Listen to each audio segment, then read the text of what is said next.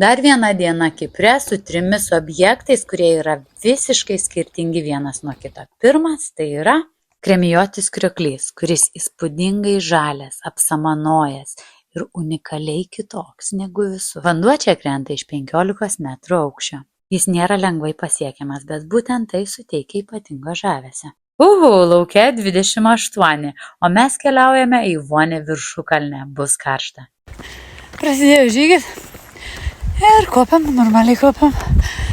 Kaip visada, klausimai, ar daug liko? Nebedaug liko, čia pat užlipam ir viskas, ir tada leisime.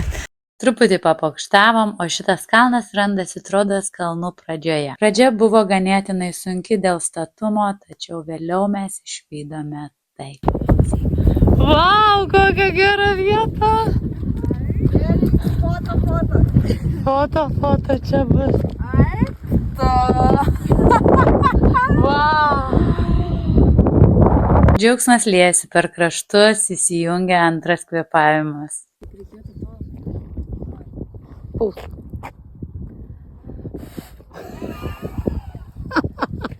Vietovė nėra atrasta turistų, tad labai autentiškai rami. Trečioji vakaro dalis yra jūros urvai. Jūra čia yra kūrėja, kuri kuria nišas, formas, urvus, kurios atrodo kaip iš kito pasaulio. O aš kaip visados nepraleidau progos pažaisti gyvenimo ir pliukšt į tą mėlyną vandenį.